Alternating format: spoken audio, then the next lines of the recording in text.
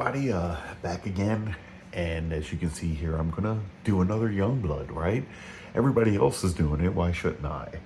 Um, and the reason being, I see other people do videos of Liefeld or whatever, right? And most of the people are saying the same stuff I am, that like he doesn't give a shit, he doesn't care.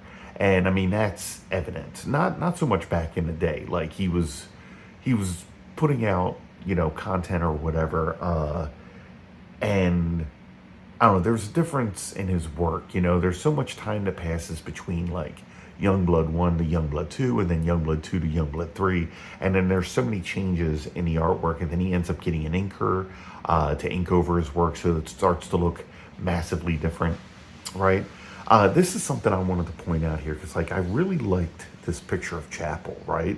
This looked pretty awesome. This is one of the better faces that Liefeld did.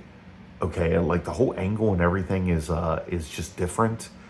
And then, the pose here was kind of cool, but this arm doesn't match up. The arm should be down here. Like, he doesn't have a shoulder with a bicep and an elbow and everything, right? If you do the math here, right, it's like his bicep turned into his shoulder and he missed drawing like a major part of the arm. I remember when we were kids drawing comics, my brother used to do that. Like, he was missing an entire section of the arm. He would have a shoulder that went into like the forearm, and I would try to explain to him what he's missing, but it wasn't computing because he was like 10 years old or whatever. But let's go ahead and get into Youngblood number 3 here. When I think of Youngblood, Youngblood number 2 was my favorite and what I consider to be peak Rob Liefeld. Okay. But whenever I'm thinking of Youngblood number 3, I can never remember anything about it. It's just a complete blank. When I tried to think of the cover, this was the cover, and I'm like, oh, I have to see it in order to remember it. And if it's a month from now, I'm not going to remember it again. I'm going to be like, I don't know. It was probably a group shot of some kind, but it never seems to stand out, right? As far as like the story goes, we know the Prophet was released from a cryogenic chamber in the second book, and that they were immediately attacked by disciples, which I guess maybe sensed that Prophet was released from the thing. Like maybe they were sitting outside of the thing, waiting for him to be released so that they could jump in and attack. But apparently 19 minutes have passed and everybody got their asses kicked, right? Prophet is still fighting robots, as you can see here. Now, a thing that gets me when I'm looking at this, there's something weird here from like issue 2 to this, right? And I know that we have somebody inking now. Okay, so there should be a difference. This here looks like Liefeld inked it for the most part. The legs still look like the way that Liefeld, does legs. All right, sorry, that's going to be a quick edit, but yeah, so I don't know. It's I said that this seemed like it was inked by Liefeld, but the closer I look at it, maybe I am a little wrong here. I know that it says that Danny Mickey inked it. There's a lot of mistakes here on this border. I feel like the border was put on kind of after, maybe to clean up some of the line work. But these are very fine lines. It's almost like, it's such a stark contrast to what Liefeld was doing before, because his line work was always so thick, and it was generally because he would take his thumbnails and enlarge them and then just work with that, right? And you got very thick lines from Liefeld. If you look at any of the previous videos for like any of the X-Force stuff or whatever, he was still doing that. So seeing this very fine line work, that was something that was just standing out at me as I was reading this again. Over here, we have a cool picture of Riptide. The feet leave something to be desired there, but this was inked by Miki. This is a decent picture here. This is, the proportions seem pretty good and everything, and it's like, it's just so weird that this was lost over time. to become this other stuff that he does or whatever. But here we have Prophet. Apparently, like I said, 19 minutes have passed, where the disciples just, I guess, magically appeared right after he was awakened. They knew where this lab was that had been sitting there for the longest period of time or whatever, and now he's fighting these disciples. We still have Brian Murray doing the colors. There's a lot of pink here. There's a lot of weird color choices, and Brian Murray does that. But then there's a lot of this weird white highlight or whatever that just, I don't know. It looks kind of cool, but then it doesn't. I'm not sure. We have Richard Horry here as the technical assistant, so I can only assume that he is the guy drawing these robots and backgrounds that we're going to see. But basically, we have Prophet is kind of a RoboCop, apparently. Like, I don't know. Does he have an inner computer that he's doing an inner narration, and then he also has an inner computer saying things like body bank is energized, and then amplifying pulse in order to, I guess, make him more, superhuman or whatever. And then it says body bank depleted because he used up all of that energy fighting off these disciples, right? And again, he's also, talking about all of these people. Now, what's wild is, these people, there were so many. If we remember Youngblood #2, there were so many people at this laboratory. We had the Berserkers running into Kirby in that same laboratory where Prophet was, and they didn't see that. It's all very, very confusing. And I don't think any of it was thought out. Like, the Berserkers were invading this thing, and they were getting attacked because they're shooting guns and everything. And then they run into Kirby, right? And then we just are shown Youngblood talking to some scientists, and everybody's like, okay, we gotta transport this guy or whatever. And then Cougar hits the button, releasing Prophet, who then immediately gets into a fight with Combat, because that is fucking Youngblood. They're the worst. I'm sorry. This isn't even so much against the Liefeld thing or whatever. The characters, which, we never really get any characterization, all of them are wild cards. All of them do this stuff. I think the only one who follows any kind of plan or structure or has any kind of leadership is Shaft, even though he is a leader, obviously, right? But we don't get that from anybody else. And even when the leader is trying to lead, the characters don't give a fuck, and they just do what they want to do anyway, right? That's just what it is. This whole thing here, Prophet, is very wonky with these legs and everything. And then we have a ton of these disciple robots coming in. But here are these people that we're almost never going to see again. They're there at this base. They got their asses kicked within 19 minutes, right? They're all sitting there, I guess, knocked out. And we're going to cut to this briefing that Shaft is going through with a guy named Timer. I like this picture a lot, right? I mean, this guy's wardrobe, whatever. All of this works here. And again, it seems very weird to me because everything seems so these are the lines that I say that Liefeld does. This is very thick, takes up a lot of space, right? But then some of the other line work we're getting is very fine.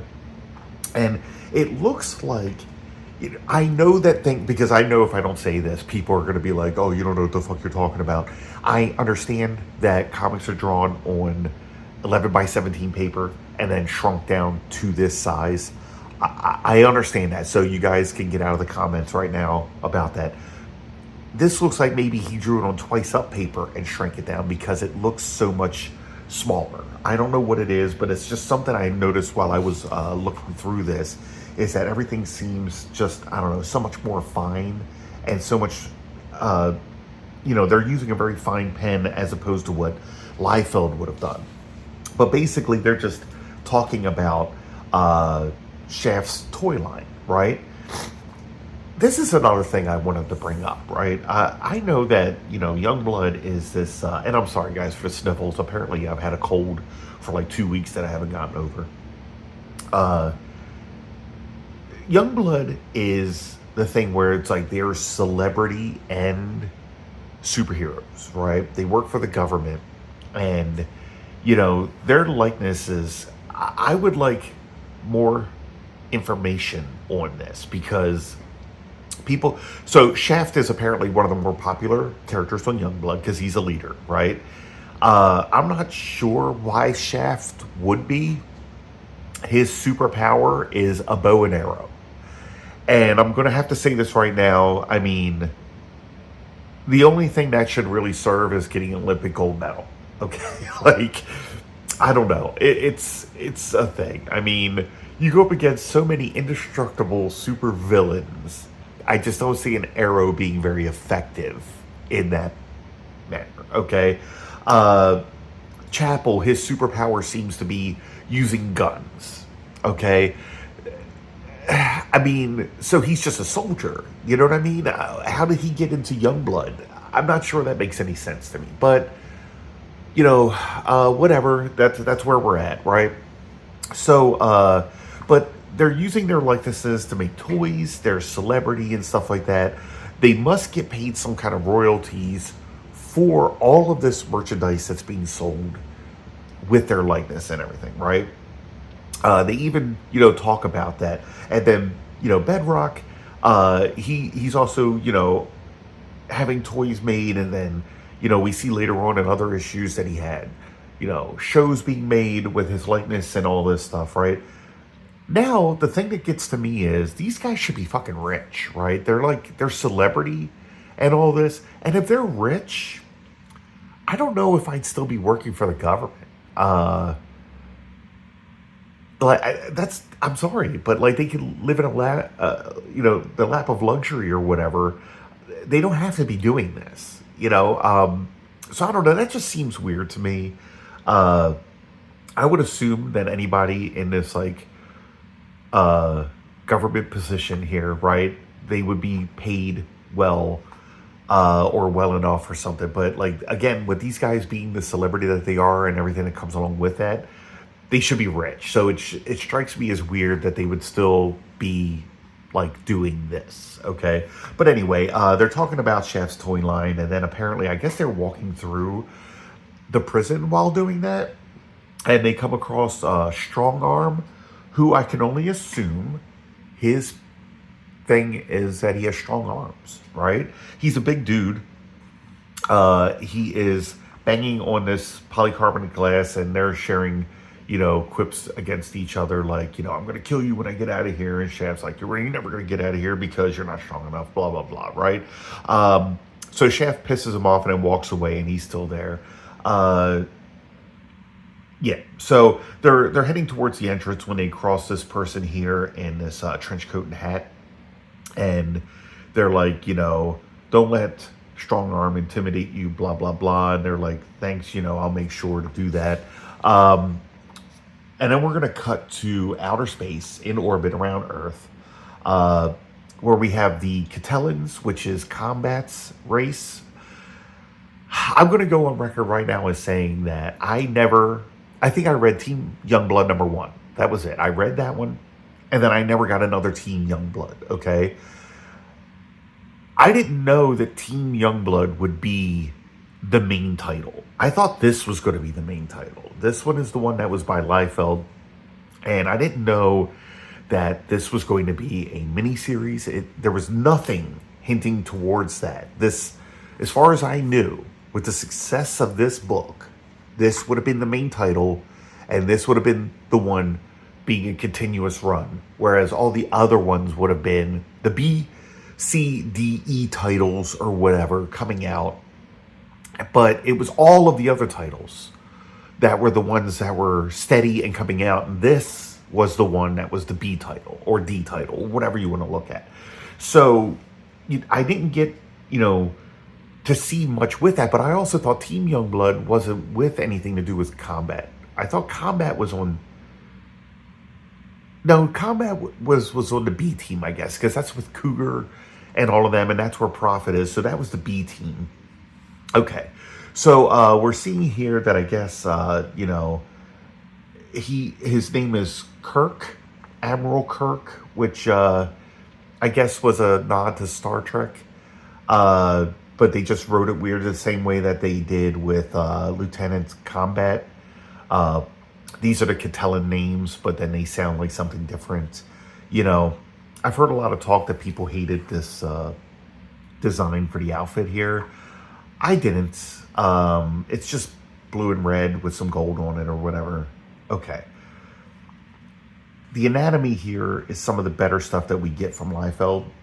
And again, I hear a lot of things about that or whatever, but this was before whatever he is now is going on, right? But he's talking about, this is the world that Combat's on, and they're going to go give him a glorious death. I guess they're going to go kill Combat. I guess Combat left, and I think the thing is that he's giving, or this person here, this ambassador, has stated that Combat is a traitor, and that he went to Earth to give them, secrets of their technology or whatever. Again, I actually think this is a decent picture. This is one of the better jobs that Liefeld has done, especially with women, right? And that's weird because I might have to put some of that on Danny Mickey. Like, we know that a lot of Liefeld's artwork changed when Danny Mickey comes on, right? Legs look different. They're not the same legs that we used to get. There's a massive change here in all of that. Again, I also thought that these were pretty cool character designs, and I thought that was an original thing from Liefeld until I found out that, no, there was already characters that looked like that in Marvel, and this is just Liefeld doing a rip of those, They're basically threatening each other. I guess they're kind of at war with each other, too. And this is Photon's race, and, I've done videos of other Youngblood comics, and I swear to God, I will forget his name every time because we never see him. He never does anything, and he's not memorable. Nobody is memorable, It's just what it is. But anyway, we're going to cut back to a press conference here that Shaft is holding, and we're getting a lot of questions here. But one of the ones that they bring up is, what are the rumors that Hassan Hussein was assassinated by a member of the Youngblood away team? Okay, Shaft here. I need to know, does Shaft know what really happened? Was Shaft lied to? Is Shaft's not the commander of the away team, right? That would have been Sentinel, right? He's the leader of the away team. Shaft is the home team, I guess it is. So he either is completely ignorant of what took place, or he's lying to the American people and covering up something. And I think that says something about Shaft's morality. This answer right here made me look at him in a completely different way. And I don't think this is something that Liefeld thought of when he was writing this. That, when you have this leader, and this is the guy, this is supposed to be the moral leader of Youngblood. This is the guy who's supposed to keep everybody, in line, in check, and all of that. And then he comes out here and he lies about it, right? He does, I guess this is a quite literal government cover-up of something. And I don't know, that just seems weird to me. But, we got a lot of stuff here. There's tons of questions here that he's getting hit with. When will you be announcing a new Youngblood roster, right? I mean, this is issue number 3 of Youngblood. And by issue number 6, we already had like a brand new Youngblood. Like, we're not even on the old Youngblood anymore. He got tired of those characters and brought new ones in. But we're already getting questions about that. If the president is defeated in November, will your job be in jeopardy? With the celebrity of Youngblood, were people against Youngblood? I don't know. I guess there were. They talk about Savage Dragon, and they thought Savage Dragon was a member of Youngblood. He's not. Lots of very tiny artwork here. Look at all the people that we've got here, right? Uh, in these crowds and everything. And that's what I think is standing out to me the most. We have not seen smaller pictures like this by Liefeld. Or after this, I don't think we're ever going to see it again. Everything is a major double page splash, flipped on its side or whatever, right? We're not getting this. This book actually had like a lot of content in it, even though nothing is really happening. There was lots of dialogue. There was lots of, you know, I really like a lot of this stuff in here. And now I can't believe I hadn't read this book in forever, that I'm looking through it and I'm like, okay, this wasn't like the worst that he had done, even though, again, nothing really happens. We are going to cut to this guy is like, hey, there's trouble with the maximum security vault thing that you guys were just at 30 seconds ago, I'm assuming. Like, they're just outside the door, right? They stepped outside and did a press conference, right? That's all that happened. This person was the person that was in the hat and trench coat. Okay. Maybe these things fold back. You know what I mean? Or maybe the hat is like the TARDIS and it's bigger on the inside and it can contain these big antenna or whatever that are on his face. But basically this person is here, I guess, killing all the guards in order to release the four, which are the people that were captured in Youngblood #1. Because Youngblood #2, I think everything we saw for Youngblood #2 was just with Prophet and everything, right? With the away team. And with the Berserkers and everything. I don't really recall them fighting anybody elsewhere, but okay. Well, anyway, we have Youngblood shatter through this window. Again, they were outside, right? I mean, they walked past the four, walked out the front door, did a press conference, and then it says, this is the Pentagon Maximum Security Vault minutes later, which I guess is what they were standing out front of. And then they come bursting in. And of course, Chapel was nowhere around, but we can't also go by that because we never see half of the characters that are supposed to be involved with whatever's going on, right? Like if you look at the later issues of look at issue #4 of Youngblood, right? We're getting like 3 or 4 characters that we see, but also those other characters are supposed to be there, right? The away team or whatever was supposed to be there because they are wherever Prophet is fighting these disciples and everything, right? And then when you look at issue 4.5, the one where it's just like 14 pages that they had to finish up in a different book, because he didn't complete his miniseries in the main book. You know, there were a lot of people that popped up there, but then there still were a lot of people that we never saw, and then they just popped up and it was like, oh, you were here the whole time? So it's just like, I don't know if it's like a laziness thing where he didn't want to draw all those people. It's just weird to me that characters will just pop in and out for no reason. We had both of them outside. He was not there on his motorcycle, right?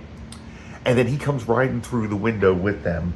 But the one that gets me the best is it says, look alive team, they could be anywhere. But he's already shooting arrows at somebody.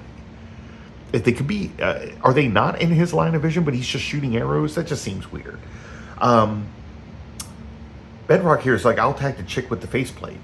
That's the only person I think that was there. It was just the chick with the faceplate, right? That's it.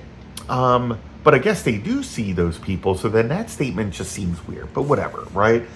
He's firing arrows, but he's not shooting guns. He's just holding them up and not steering the motorcycle. Like, I don't know. But anyway, Shaft does some more flips and shoots some more arrows at the one that Bedrock just says that he'll tag. And this girl catches the arrows with no problem. Because, again, they are just arrows, and that is not a superpower, right? But I think this is my favorite dialogue exchange here, where this girl's like, you'll have to do better than that if you intend to harm me, Archer. And then Shaft is like, no problem. It usually takes me a few shots before I warm up, but once I get rolling, I never miss. You never miss after you miss. is what you're saying. It's like, oh, I'm gonna miss until I don't miss. I don't know. That just cracks me up. That was like the worst bit of dialogue there. It's just like we've witnessed you miss several times. You just missed again, and then you're like, I never miss. I don't know. That just kind of cracked me up a bit. And then they get attacked by ninjas, right?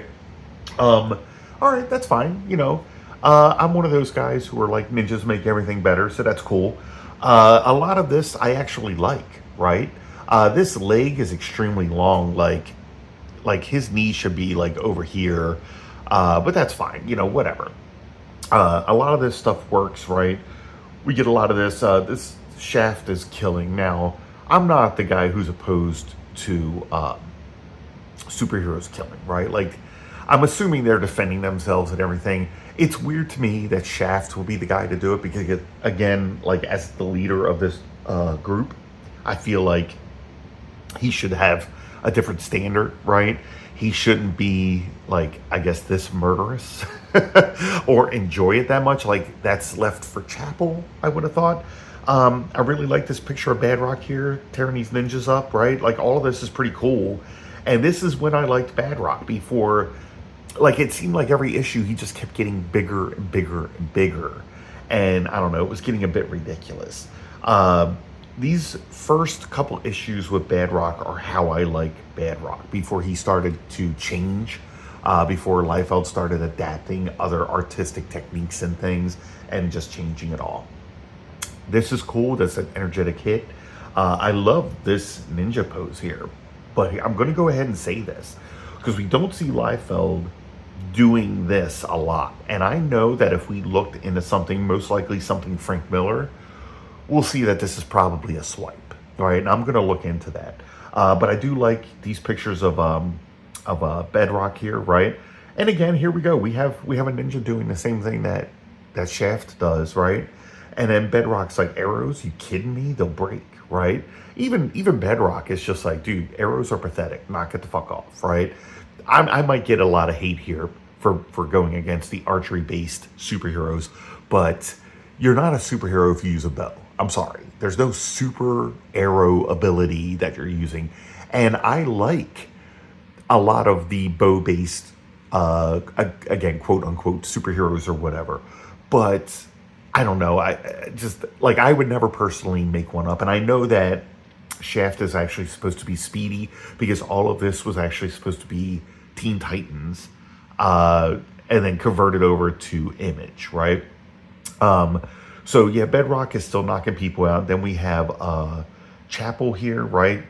We're seeing a blam, blam, blam, but we're not really seeing a blam, blam, blam, But apparently he's just shooting ninjas all over the place, right? And I feel like that should just be his catchphrase because that's the best line in the whole book. Damn stupid ninjas. That's it. That's nothing more needs to be said. Just damn stupid ninjas. Love it. Okay.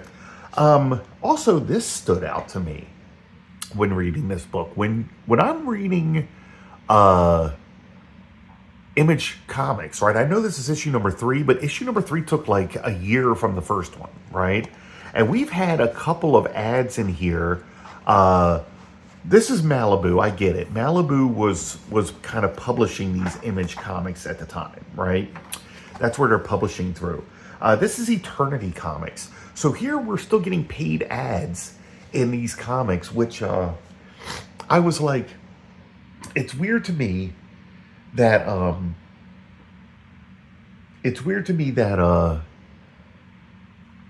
you weren't seeing the ads anymore in the books. Like I felt like they were throwing money away. There would have been a lot of people out there that was like, let us advertise in your books. You guys are the hot number right now. This is where the most people are going to see us. Let us advertise in your books. But they saved all that advertising for their own books. And they, a thing that I did appreciate was they put most of the advertising in the back, right? So that you read the whole story without being interrupted. And then you saw those ads afterwards. But here, we're getting like the traditional thing here. And then like, I don't think we ever see that again. I think with Youngblood number 4, you don't see any of this, right? So that's wild. But here we have Chapel killing some more damn stupid ninjas, right? And then he's like, that's the end of that. And then there's the 4 that was saved by this other person. And Chapel doesn't waste any time.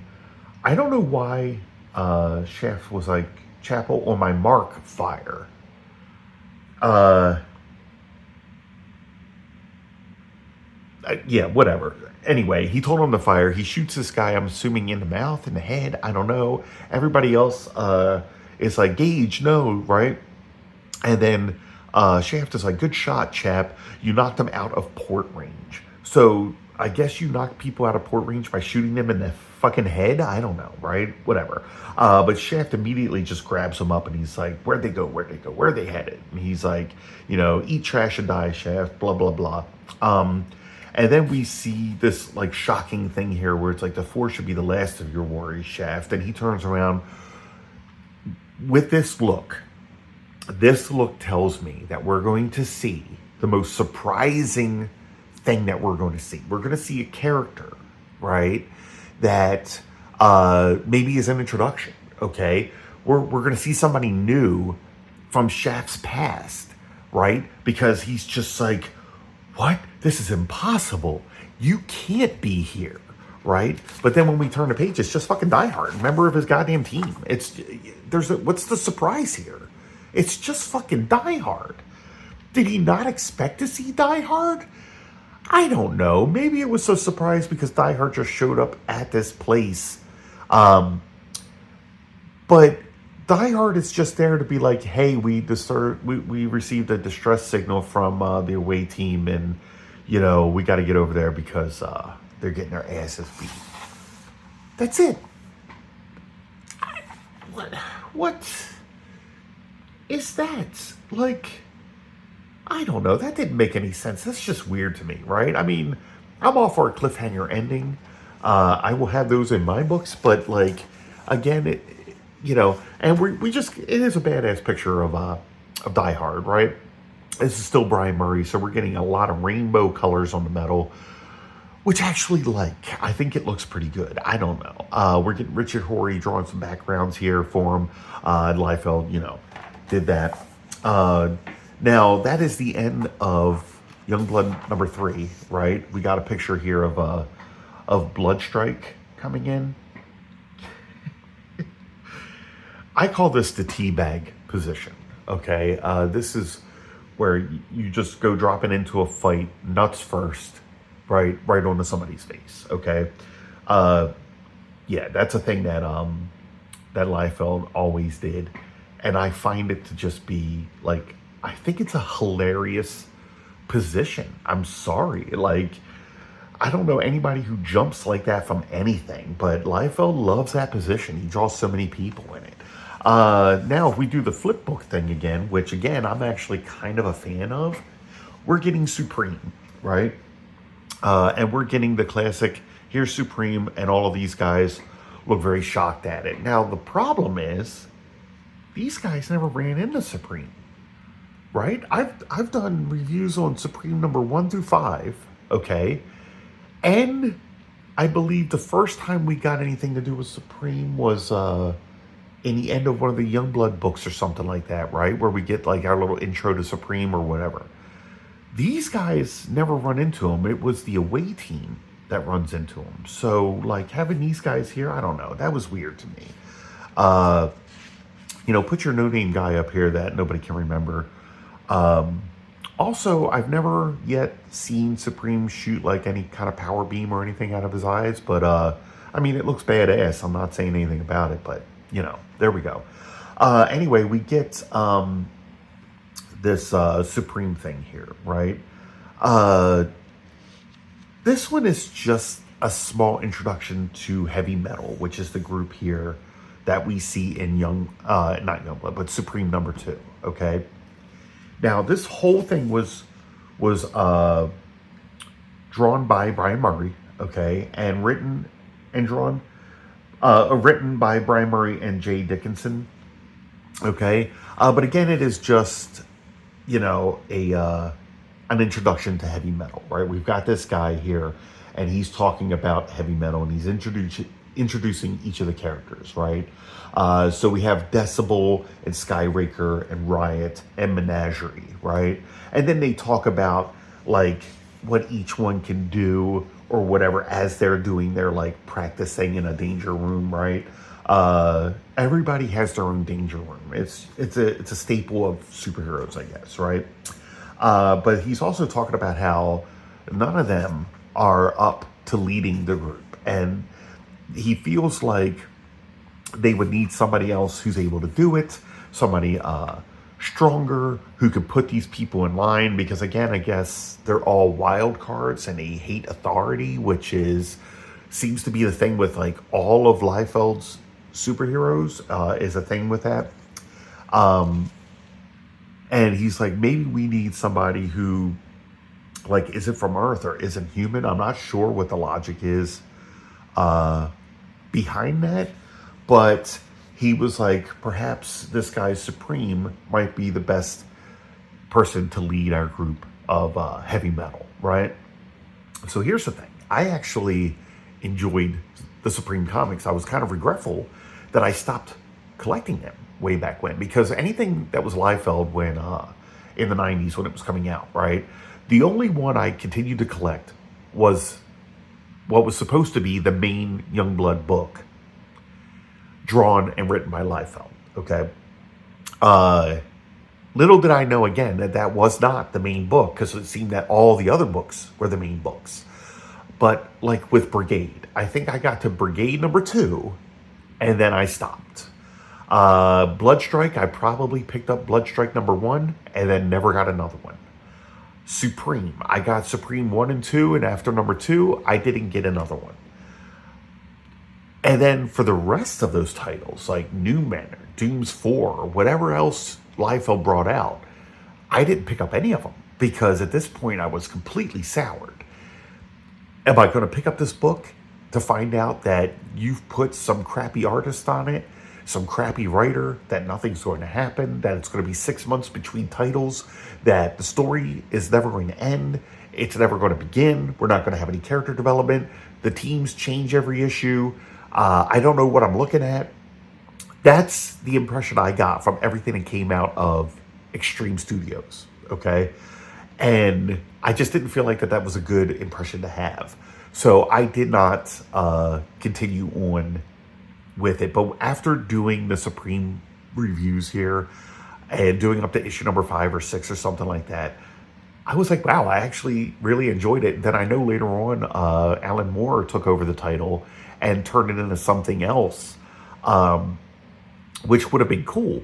But it also seems weird to me, because it seems like Alan Moore is not the guy that should have been doing anything for the Extreme books. Like that seems weird to me, because, you know, you don't want like a lot of good story and substance in an Image book. You want a good artwork and then some action and some blood and gore and stuff like that.